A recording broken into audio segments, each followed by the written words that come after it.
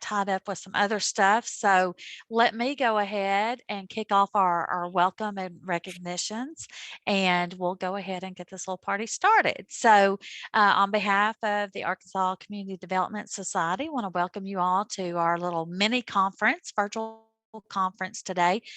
We had a little short, another session this morning at 10 o'clock with Will Staley with Thrive, who earlier when we were just hopping on, Christy mentioned even recognizing Thrive as one of them that's doing some work in Magnolia. So we love being able to make connections across the state and bringing resources to communities and say, hey, we know someone's doing some work over here that might benefit you over there. And part of what we love to do is to be able to share success stories and things that we think that other communities might benefit from. Hence why we want to reach out to Christy, because several of us have been down in the area of Magnolia and seen Mule Kick and have heard about her expansions that she has doing and her business plan and how she approaches using young people, and especially from the college there, to help and grow them and her business at the same time. So we're looking forward to hearing her story. So we are here virtually today. Our intent is that in the spring, we will be back to a full-fledged in-person conference. We are extremely hopeful for that. So we're looking at very late March, mid-April on those dates. So be sure to watch our emails, and we'll be sending out a save the date and some more communication on that. We've got our website, the arcds.org, where we're posting information, and also our Community Development Society, Arkansas Community Development Society Facebook page. So if you all have not checked those out, please do so, and that will help keep you plugged in. But want to give a shout out and thank you to the Planning Commission, who helped with our mini conference planning and who are continuing on into helping with our spring full conference planning, and especially Michelle Perez and Tiffany Henry, who helped with our conference speakers for today. So I'm going to go ahead and turn it over to Michelle. She's going to make the introduction for our guest speaker, Ms. Christy Ouei, today. And then at the end, or Christy, whatever point, if you want folks open for questions during that time, that's fine, but we will definitely have some time for question and answers at the end, and be able to cover that during that time. So Michelle, I'm gonna pass this over to you. Thank you, Tandy, and good afternoon, everyone. I'm thrilled to introduce this session's speaker, Christy Ouei. Christy is an entrepreneur and owner of Mule Kick, a lifelong resident of South Arkansas. Christy attended Stamps High School and Southern Arkansas University, where she obtained a degree in agribusiness. Christy and her husband opened Mule Kick in 2019 and have been kicking it, as they say, ever since. Leadership and staff development are a big part of her business success. And as her business footprint expands in South Arkansas, Christy is going to share with us today her unique business strategy and provide some positive results for her company, as well as for her staff, and we'll discuss adjustments that she made to survive the pandemic. But I think surviving may not be the right word to describe that, because Mule Kick is routinely packed on any regular Wednesday night. So I would say thriving during the pandemic. So with that, Christy, the floor is yours. Thank you. All right, I am unmuted. Awesome. Okay, well, yes, you mentioned whether or not I wanted questions during the presentation or wait to the end. Totally questions during the presentation, because if you're like me, I would forget the question by the end. So if I say something that says sparks a hey, how does this work? Let me know. Also, my staff has gotten really good at following along my disjointed text messages to them. And I've just decided that that's the style that I speak in. I talk hyphenated. So, and I text that way and everything else. But we'll start. I have something planned, but typically I go chase rabbits around and we talk about what the things that are more important to you. So we'll start with community development, since That's where our heart is here today. And how does that tie into entrepreneurship?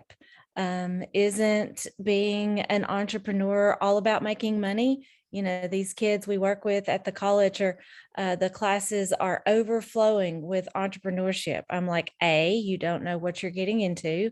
And B, what did you think you were signing up for? You know, so all of them are like, isn't entrepreneurship about making money and just getting rich?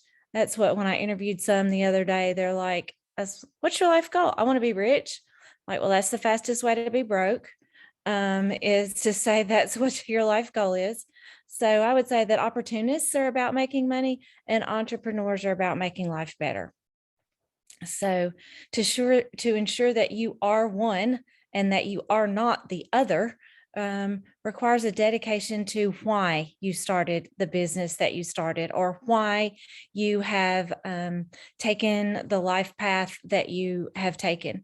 When I talk to those students, I talk to the students in the classes, I'm like, okay, why do you want to start this business? Why do you want to do this? They're like, well, because I'm great at blah, and it doesn't matter what. I'm great at making something. I'm great at cooking something. I'm great at this. That is the number one worst reason to start a business, is because you are good at the technical aspect of that business. If you are good at that, then find a company that can financially compensate you for your work and get a W-2 every year. Do not start a business ever, ever, never, ever, ever. Because if you do, if you're good at the technical aspect of it, you're going to risk your life savings, you'll risk your happiness, you're going to risk the happiness of the future of your staff by starting a business. Ray Kroc did not start McDonald's because he was good at making hamburgers. Oh, my other example, the name just left me. Henry Harvey. I don't know. The dude that started Starbucks. Harvey? Anybody? No? Okay. Well, anyway, the guy that started Starbucks didn't start Starbucks because he was great at making coffee. It's not why he did that. So Ray Kroc saw a need and he filled it. It was uniformity of product. And he did for hamburgers what Henry Ford did for cars. He got them out there efficiently. Both men had a why of business, and they started with a why. So where I get a little bit of that is, anybody familiar with Simon Sinek? I'm going to make it to where I can see your heads shake yes or no. Yes, Miss Patty? Yes. Yes, yes. Okay, so if y'all are not familiar with him, Google. That's what I tell my staff. Use your Googleizer and look him up. The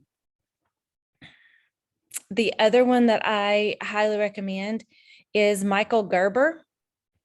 And he has written several books on the E-myth. And the E in the E-myth is the entrepreneurial myth. And it's a great set of books. So do any of you, this is where you get to participate and take yourselves off of mute. Do you know what your why is? Can you identify your why? Can you put words to it? Is it just this misty feeling in the world outside? Do you have one? Are you looking for one? Is it your why is because you want to provide a solid foundation for your family? And if that's your why, how? You know, how do you start that? Next, go to your how. Don't start with your how and follow with your why. Miss Patty, if you are familiar with Simon Sinek, you probably have seen one of those videos that he does where he starts and talks about Apple and Microsoft. Have you seen that one? Yeah. So he says that Apple has started with their why, and their why is because they want to help teachers teach and they want to help students learn. And they tell you all the things, how they're interested in doing this. And people are clamoring to buy Apple products. Microsoft starts with, and I'm going to lay this at his feet because I did not do the personal research. I have personally listened to him, but I'm going to assume that since he's presented to multiplied millions, he knows what he's talking about. But Microsoft started with their what? They have a phone and it does these cool things and it costs this much money. And don't you want to buy one? Most of the time, there is not a wait on a Microsoft product. You can put it in your cart and you can check out with it and you're on your way. There's a wait on Apple products. Apple products do not start out with, hi, our Apple product is $10.99 and it does this and this and this, and you might find it useful if you do something with school. They do it just the opposite. And so when I was looking at Mule Kick, why? What do I want to do? I want to do a lot, and sometimes that's hard to get down into like 3 sentences. But I want my team to gain life skills, and those life skills from the most basic to the most complex by working at Mule Kick. And then when they have that solid foundation, they can turn around and have positive energy back to the world at large. I want to promote patience among my coworkers with each other.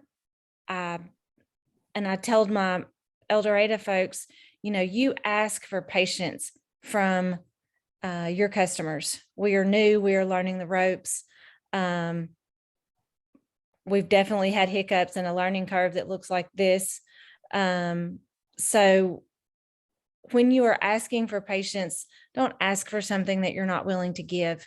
So when you go back out into the community and you are the patient, and be a patient, but if you are back out there, we drive to El Dorado daily and the road construction is horrendous.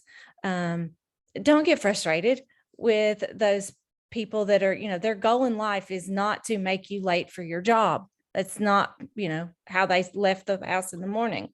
So realize that they are doing their job, and it is to make a safer avenue for us to get to El Dorado. The policemen that are out there, have patience with them. And that's just a cyclical thing. It will come back around. Will it come back around the next time you need somebody to show you patience? No, it won't. It's not an immediate return, but it is eventual. So I would say that we want to provide a unique experience for our customers, but I start doing that because I think I have to provide a unique experience for my employees. My employees are my first customers. They need to have an overall Mule Kick experience. And by doing that, it's taking the employees from where they are. And I'm quickly learning the microcosms of Magnolia are so different from that of El Dorado. And it's going to be different to Conway and different to Fayetteville and different everywhere. In my safe little world, I've just thought that people are people, and they are, but when you get people, communities are different, and communities need different things from the businesses that are within them. And to succeed, you have to figure out what your community needs and provide that. Now, that doesn't mean that if your community needs steak, that's not the infrastructure and that's not the support that I'm talking about. when we talk about taking our employees and them being our first customers in Magnolia, that set of employees were millennials, and they needed the workforce to have patience with them. They are going to work for baby boomers and Xers. And we don't always have the greatest amount of patience for millennials. But when you figure out where they're coming from, that was a huge wake-up call, because the way that I communicate and the way that people of my age range communicate with each other is totally different than the way they do. And when you try to communicate across generations, wow, that takes some focus to understand, or you're just going to wind up frustrated. So I had 13 kids to start with. I call them kids. They're all my kids to start with. And we did onboarding for 4 weeks, and we divided that up, and each one of them had a different area that they were responsible for. And I told them, we've got to get this business going. And 2 weeks into us onboarding, I was talking. And I'm like, okay, people, I'm tired of talking.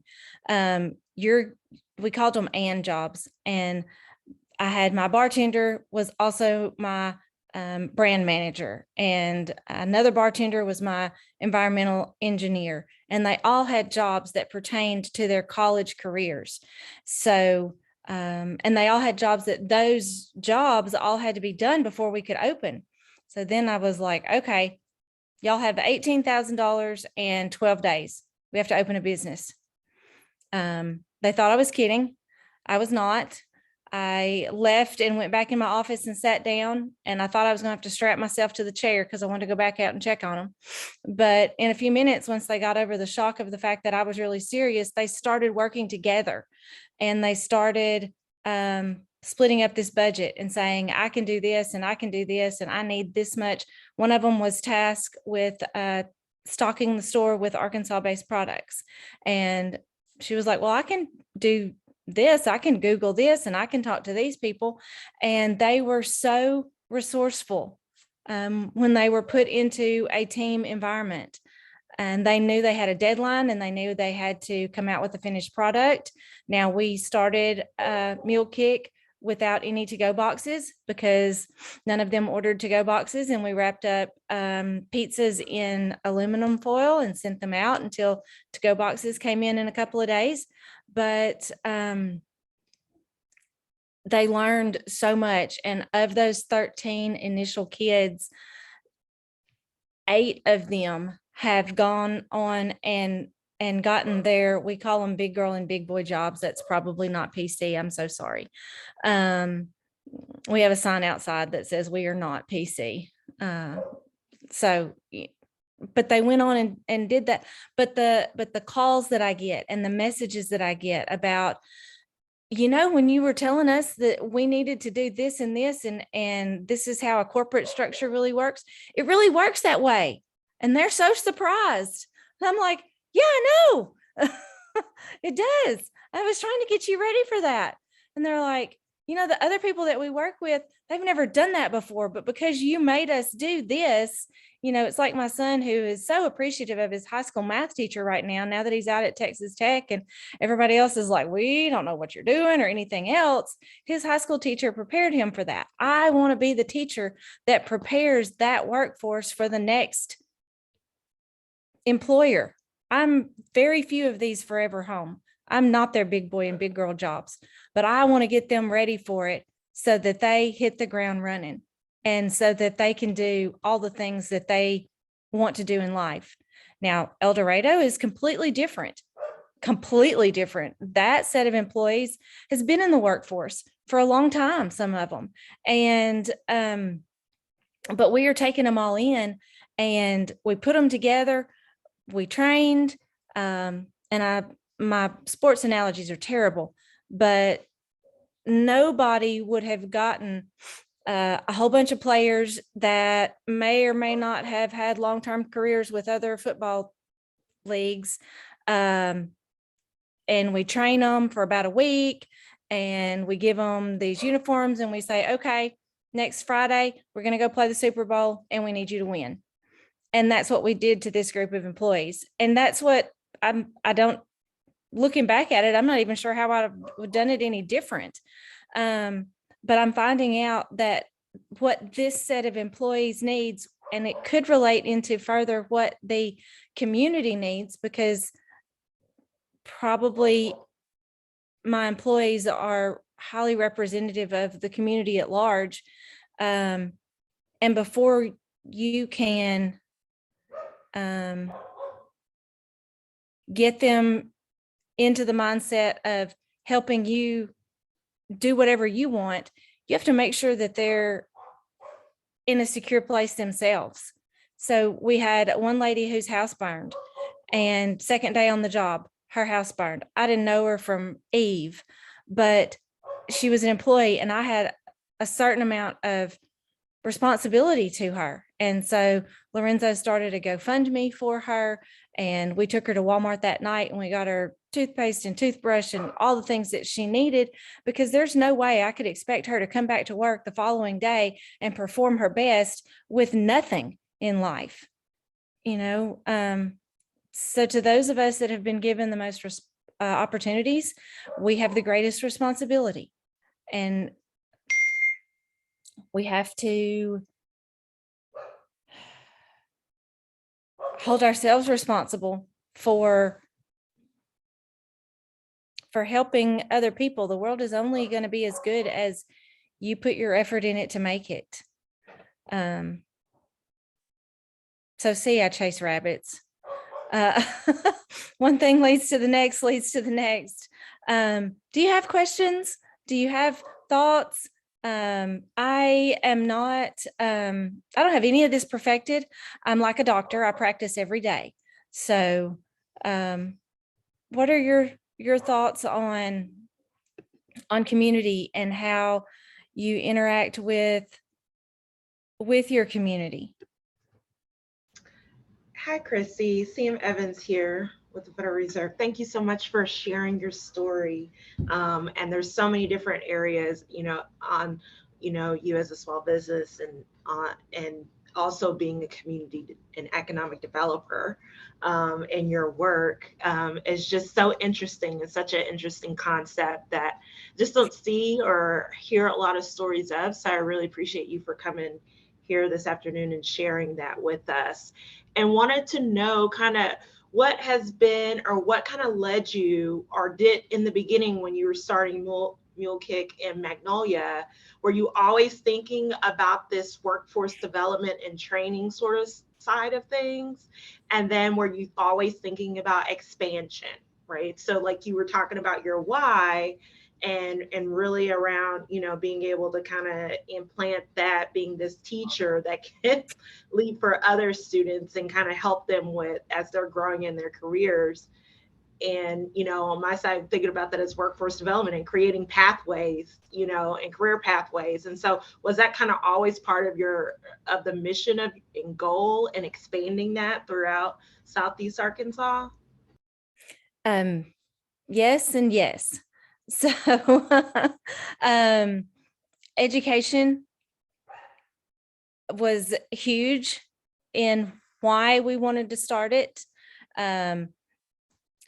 One of my employees is a former, and he always fusses at me because his job title was this long and I don't remember all of it, but he was with workforce development in Southwest Arkansas. And he was my first, he was the person I went to, that Burt and I went to with the idea of Mule Kick and what we wanted to do and how we wanted to reach out and affect the community. And so he just kept right along the line. I'm like, come on, Patrick, come on. I can do more with you. I can do more. You're going to have more impact in the community with me than maybe where you are right now. You got a lot of paperwork going on. I got a lot of action going on. Which one you want to be a part of? So yes, always wanting to educate. And I think Mom's still down here. Hold on, let me move my notes. Yep, Mom's still down there. Mom's an educator of 40 some odd years. Well, she's a professional educator of 40 some odd years. She's been educating the likes of me and my little brother and a lot of people for a lot longer than that. But a community is only as cohesive and strong as the people that are in it. And to take steps forward as a community, you have to do that together. You know, if you have a fragmented community as far as education basis, then only some of you are moving forward, and your community as a whole is not that strong. Have I always thought about expanding? Yes, ma'am. Before Mule Kick in Magnolia, before the doors opened. So in 2017, from 2001 to 2017, I was in Taylor, Arkansas, a town of 500 people. It's the only stop sign in Arkansas crossroads. We have a stop sign on Highway 371, a stop sign on 160. If you didn't stop right in front of my store, then you stopped about 20 feet down when the policeman stopped you for running the stop sign. So I had a whole lot of people come in that store. But in 2017, it burned down. But I was in the process of applying for the Emerging Leaders Program with the small business in Arkansas. And when David Moody called me that following spring and says, "Hey, are you interested? We want to interview you, see if you want to come in. What are you doing?" And I'm like, "Nothing." And he said, No, what are you doing?" And I don't remember exactly how he phrased it, but it flustered him, because I'm like, "I'm doing nothing. The business burned down and I'm looking at the dust of what I had for 20 years. And he was like, "Oh, I'm so sorry." But I was the only one that they accepted that did not have an active business. But because I didn't have an active business, it allowed me, I knew I was going back in business. I just didn't know doing what. So we built lamps. Burt and I built lamps, and we traveled around and we went to all these different communities, and we would say, "Well, that's cool. That would be cool in Magnolia. That would be cool in Magnolia. That would be cool in Magnolia." And the concept really was bringing the community and the university together. We're fortunate to have Southern Arkansas University in Magnolia, and we have a great community in Magnolia. And I'm not saying that there was this huge divide, but sometimes Jackson Street feels longer than the 3 miles that it is, or 1.5 miles. Ellie could tell you how long Jackson Street is. But to really form a place that was not formal, that was not, "Oh, we're going to have a networking event. It's going to be Tuesday at 5 p.m. I need everybody to bring their resumes and wear a suit, and we're going to get together and learn each other." By golly, no, I wanted it to be very informal, of when you start seeing people at the same place, you begin to have conversations with those people, and they turn into like real life people that you see at Walmart and that you can greet with a level of familiarity that you would not if you had not gone to the same place. And so trying to get people together over a shared love of craft beer and coffee, those things aren't scary. They're not alienating. To be able to talk to people about a shared love of music's not scary. But when you put it in we're going to network lingo, networking is scary. It's especially scary to freshmen in college, and those kids that are just beginning to start their career life. Then to tell them that you're going to network with people is something that they would back away from. But I try to prepare them. You are on an interview every day of your life. You are living your resume. And if you don't act like that, then you are going to apply for somebody that you did not know you were applying for, and they are not going to hire you because they saw you walking your resume or walking your personal interview around, not on your A game. So I let them know, the plant manager of Lockheed Martin comes here pretty regularly with his wife and 2 kids, and you probably need to be able to recognize him. The plant manager of Albemarle is in here. The president of the college is in here. Tuesday is lawyer night, not officially, but there's, I don't know, civil, criminal, some kind of court going on in Magnolia. And after that, the lawyers come in. You want to be a lawyer? Tuesday night's the night to serve. Tuesday, tell me you want on my schedule on Tuesday night because they're in there. So being ready to network in that way, several of my kids have found their jobs because that has been a door that has been opened to them. If you tell me that you are, if you're an engineer and we are hosting something with Albemarle, they were doing some kind of grow, I don't know, their brand, or they had engineers from all over the planet come in. So I just reached out to the guy that was over it and was like, hey, I've got 3 engineering students on my staff. Is this something that they could just come be church mice in and listen to? And so, they were able to join. They built robots with this staff of, they had Jordanians, they had people from France, they had Greece, they had people from Japan, and they were engineers, the best in their field. And my kids got a chance to go in there and build robots with them. That's cool. That's the kind of people that we are looking for. I know, chased rabbits again. Did I answer your question? Yes, you did, and more. Thank you. Okay. I usually do the and more, so sorry. So find something that you are passionate about and that you want to do every day. My mom's dad had a phrase that he said he got to go to work. He didn't have to go to work. He got to go to work. He got to get up and he got to go to work.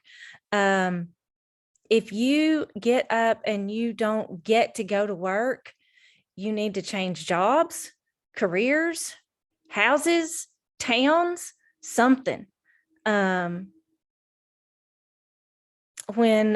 my Bo was in ABC school, one of his teachers was not passionate about small kids.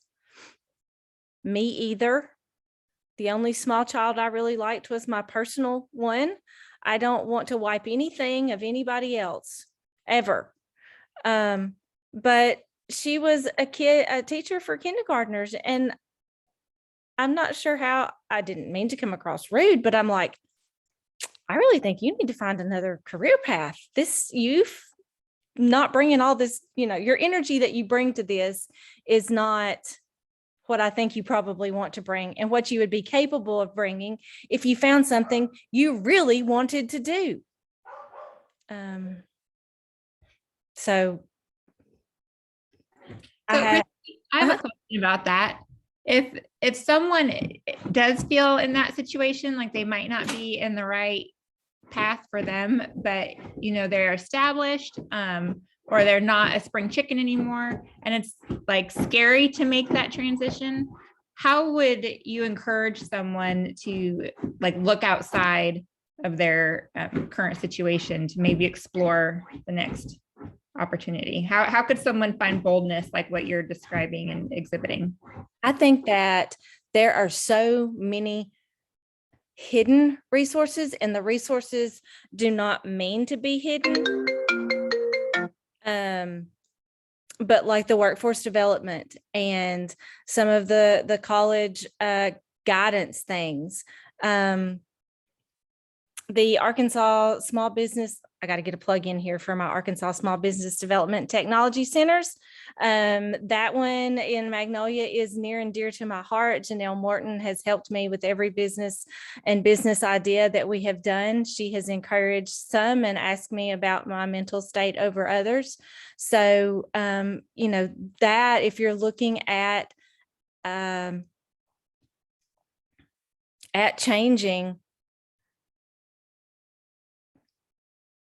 some of the things I'm going to say are going to be really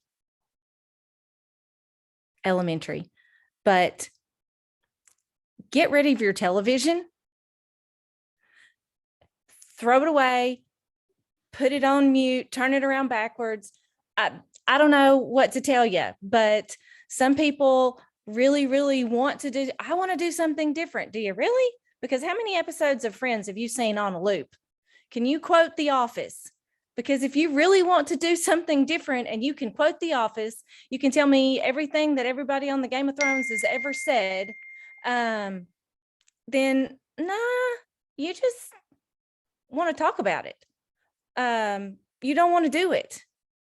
So if you just want to talk about it, stay in your current position, because otherwise you're just probably going to wake up one day broke. But if you really want to do it, do it.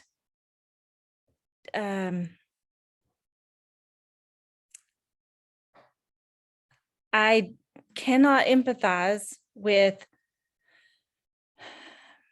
folks that want to do something and don't. That does not compute. I cannot get it through my thick head. I know some things are scary, but investigate them from a position of safety. That doesn't mean quit your job and go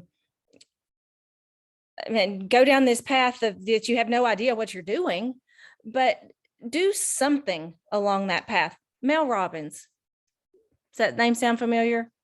Mel Robbins, most words are so hard. Most sought after female speaker will tell you to, I am the most popular human during this time of day. I don't know how many calls I've declined. Do something every day that puts you closer to what you want to do. Doesn't have to be huge. You don't have to spend 4 hours doing it. Block off 30 minutes that you're not watching that sitcom and do something towards that. If you do that every day, you will get there, and you can stay there in your safe job until you are no longer scared of going out and doing something.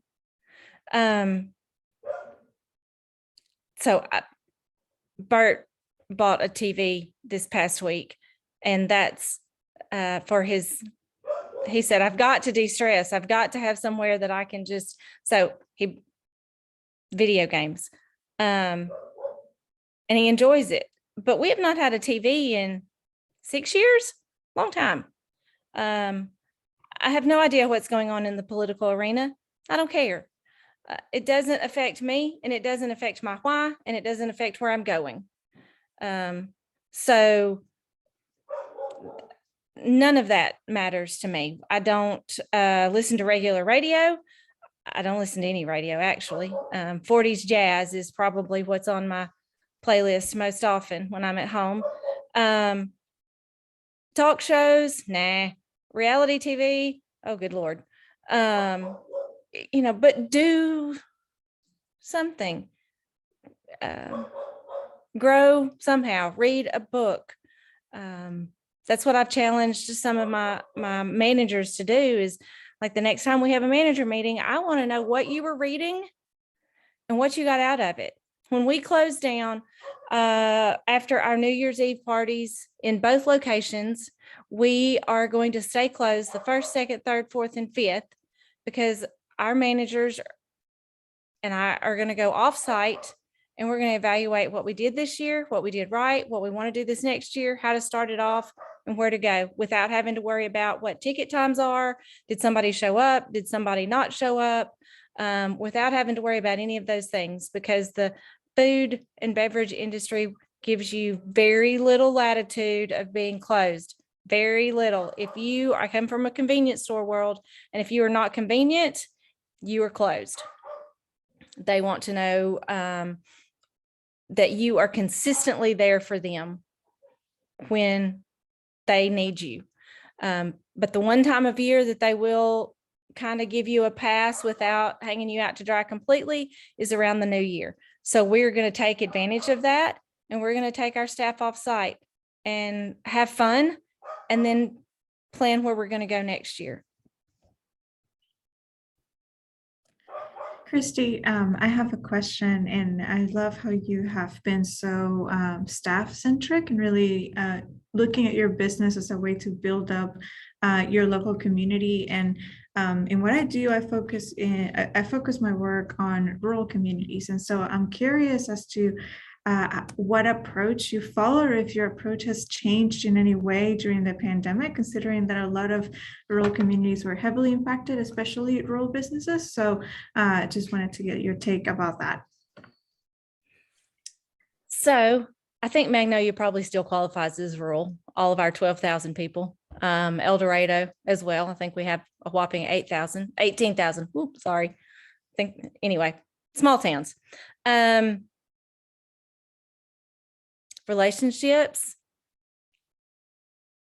I am not, I guess my NAICS code, or whatever you call that thing, says I'm in the food and beverage industry, but I'm not.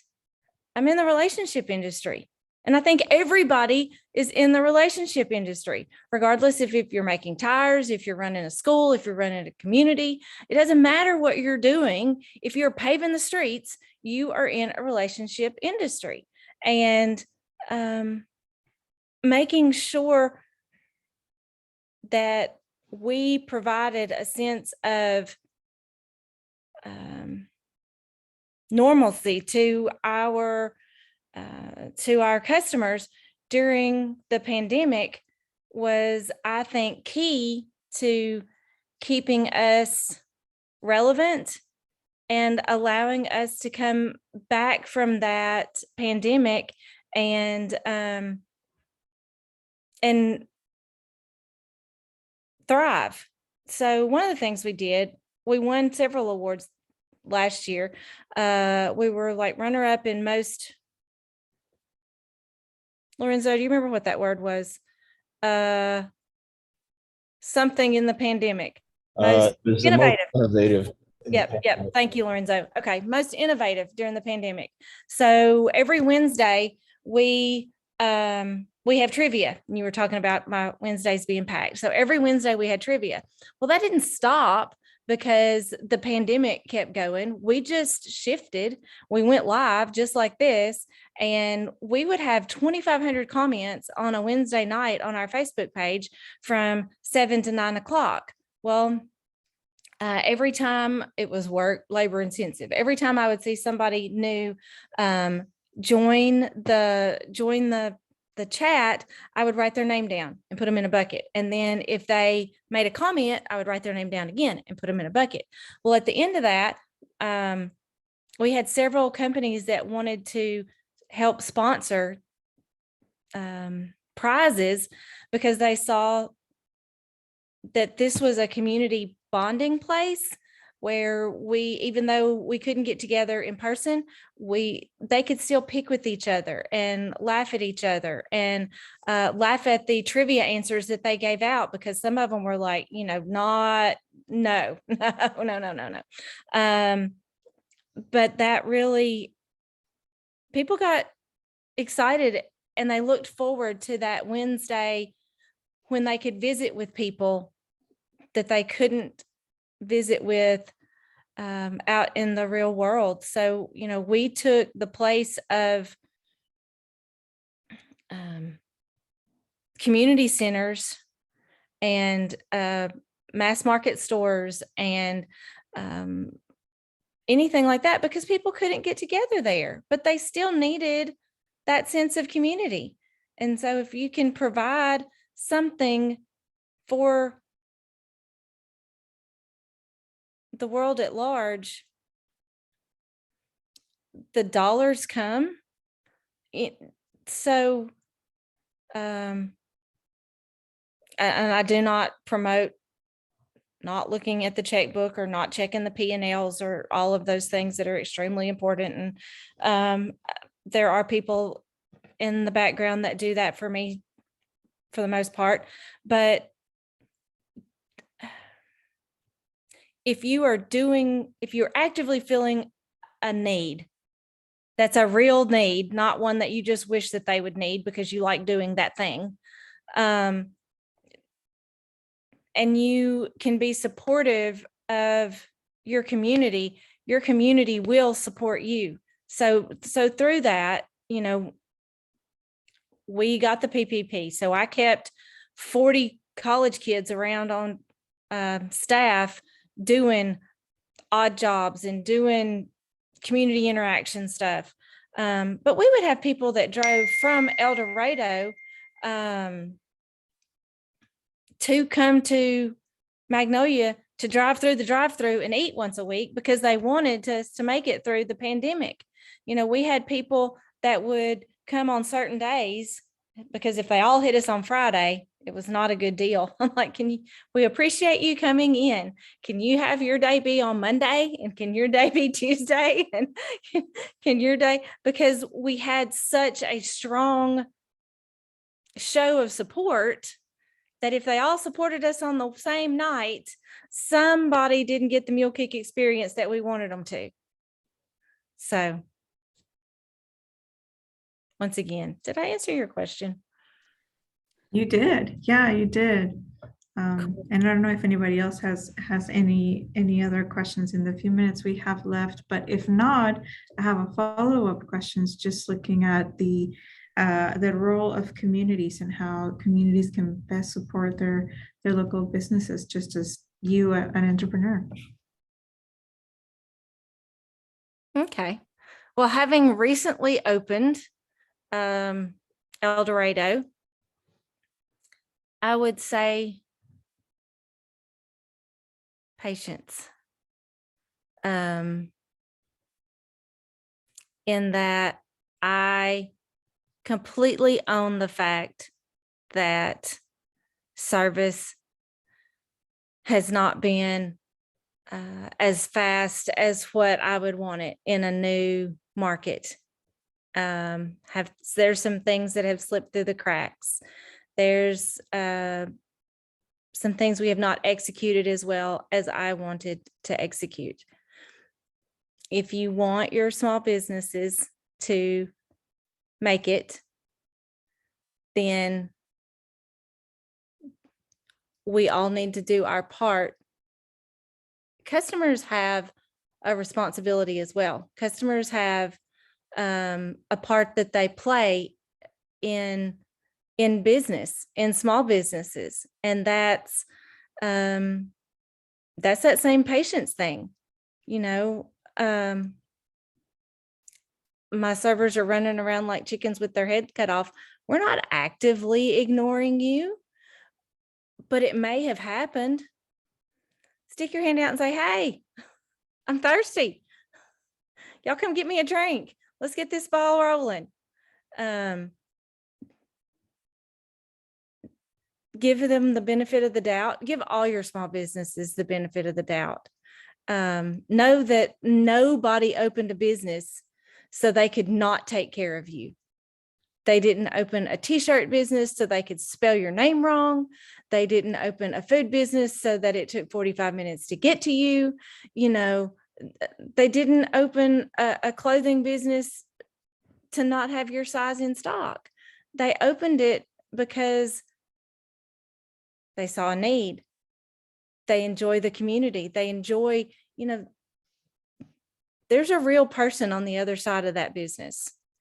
And make sure that you remember that for customers to reach out and allow me to correct our problems proactively. I don't think it's the death of any business that they have problems. We're all going to have problems. It's the way you rebound. It's the way you react. It's the way you fix those problems. It's the way you ensure that, I'm going to have 10 problems tomorrow, but they're not going to be the same 10 problems that I had today, dadgummit. We're going to have 10 different problems. So let me fix them. Know that there's going to be hiccups. And there's going to be hiccups in a 10-year-old established business, just as there is in a brand new business. I think patience is a great word. It was just a funny word for me because sometimes I struggle with that. But much more, I don't have patience with me because I see all the things that I want to do and all the things that we can do. And if we could just have another 32 hours in every day, I could do it all. But I think that getting together like this with people that want to do things good for their community, and I think maybe that's the difference. They want to do good things for their community. I don't want to talk about good things for the community. I don't want to only talk about good things for the community. Magnolia and Ellie in the chamber here in Magnolia has been doing things. They've gotten together with Thrive. They've taken action on the words that we have been saying, and as long as we can see action, I think people have a lot more patience too. But to meet just to talk, death by meeting.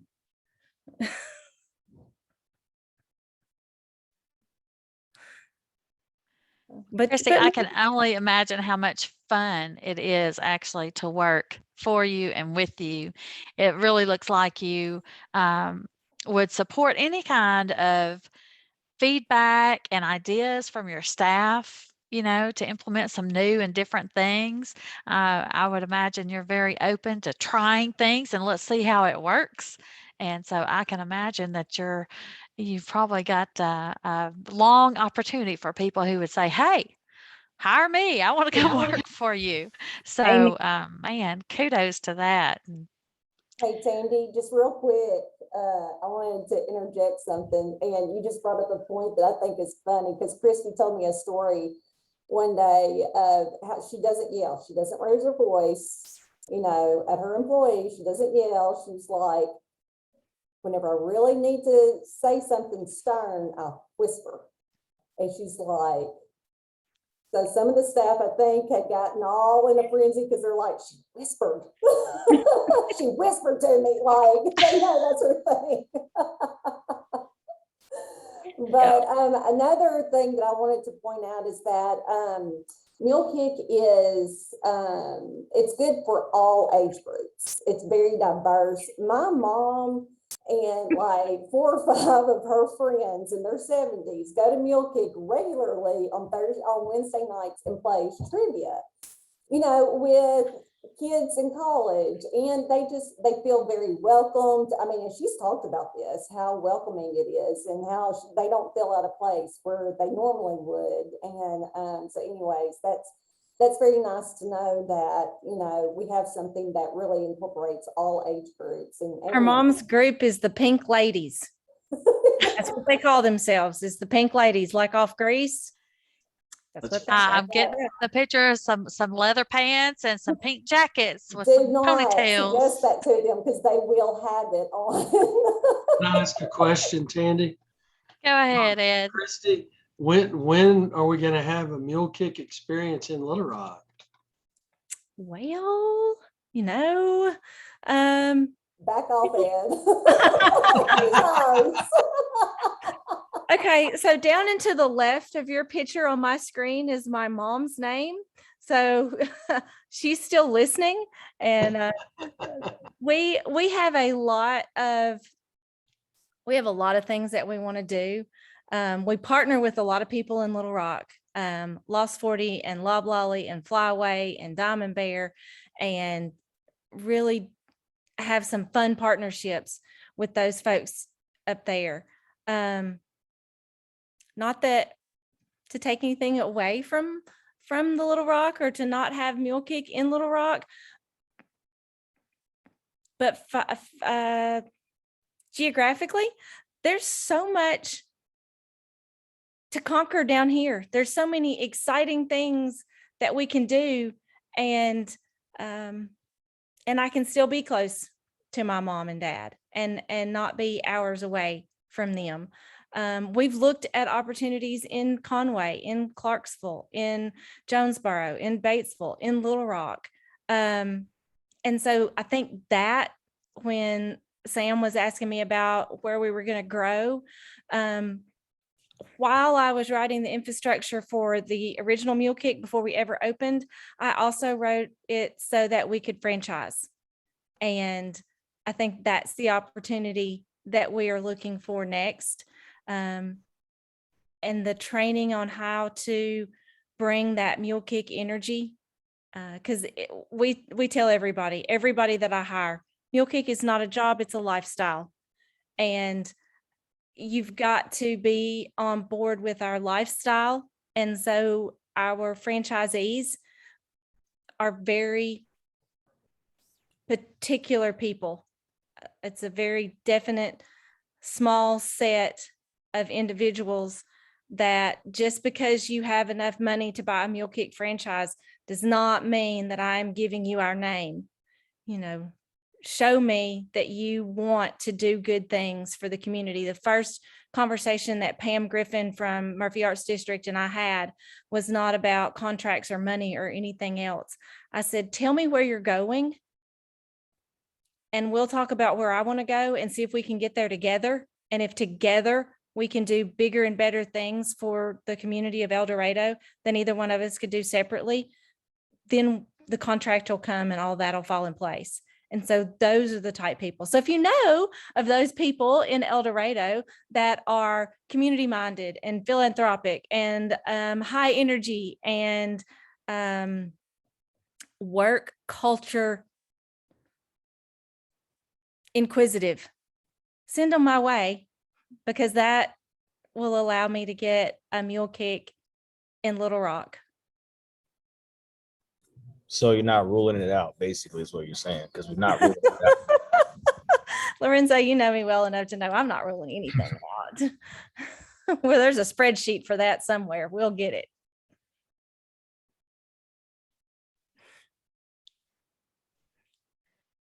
Do we have any other questions? I'm still waiting on Ed to tell me the names of some folks that got that energy. I'll think about it. Let me think about it, because it's a wonderful thing you've got going. I guarantee you he will send you a message, because he has got some connections for sure. Good. Great. But I'll be thinking about it. Okay.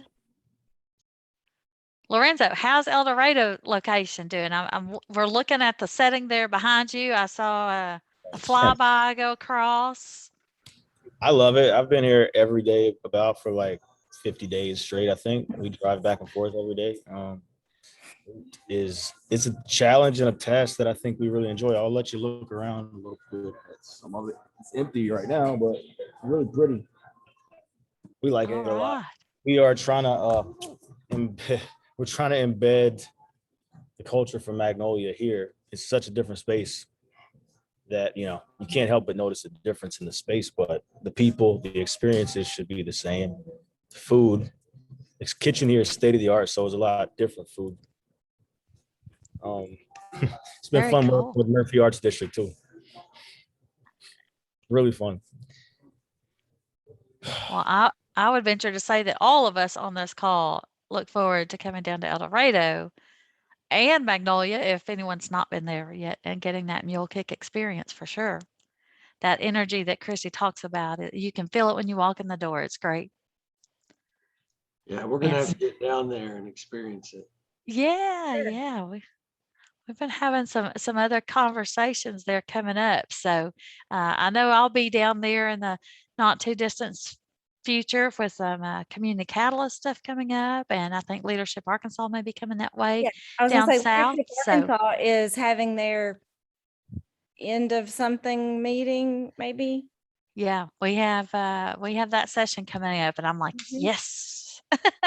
Yep. Look Are you- forward to What it. if we had a, what if I we am, yes. speaker? What if we had a speaker for a day down at Mule Kick? Yeah.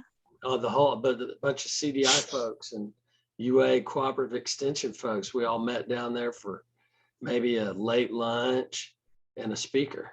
Wouldn't that be fun? Yeah. Absolutely. I Do it mean, on a Wednesday, hang around for some trivia.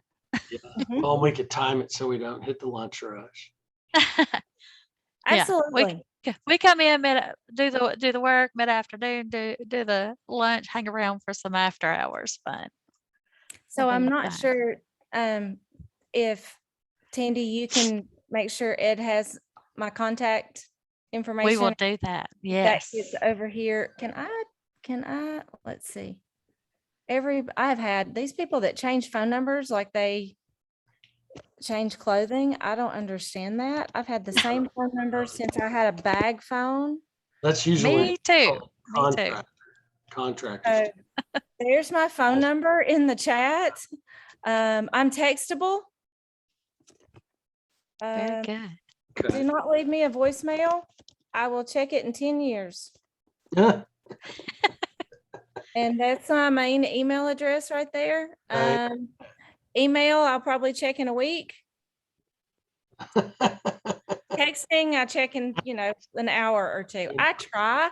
I don't know how people get through all their emails. I don't. I will admit. Up at night. It happens.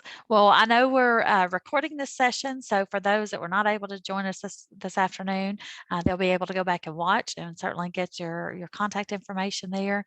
And Christy, we just can't thank you enough for sharing your story about Mule Kick and your approach to business and entrepreneurship and your why. I mean, that's pretty impactful. I thought, I think I was one of the people that probably started with some how and then come around to, okay, I'm starting now as an aged adult to understand what my why is. So I appreciate that you found that early and got to work on it. So thank you so much. I want to give a shout out to our sponsors that helped with our mini conference. So East Arkansas Crossroads Coalitions, the Rural Development Community Alliance, and Entergy were serving as sponsors for our mini conference this year. And again, a plug for watch out for our spring in-person conference. We'll be sending that information out to you here very soon. It'll be somewhere very late March or mid-April. So we'll be kind of switching those gears. And we'll be back in person and looking to have a large event with a lot of speakers and bringing our awards back and our door prizes. Thank you, Miss Ellie Baker, for volunteering to head that up in our last session. So I hope you'll all be able to join us then. Christy will be following the Mule Kick news along the way, and you'll be seeing some of us, I'm sure, both in Magnolia and El Dorado. So thank you again for being with us this afternoon. Thank you. All right. Thank you all. Have a good day. All right. Bye, guys. Great job.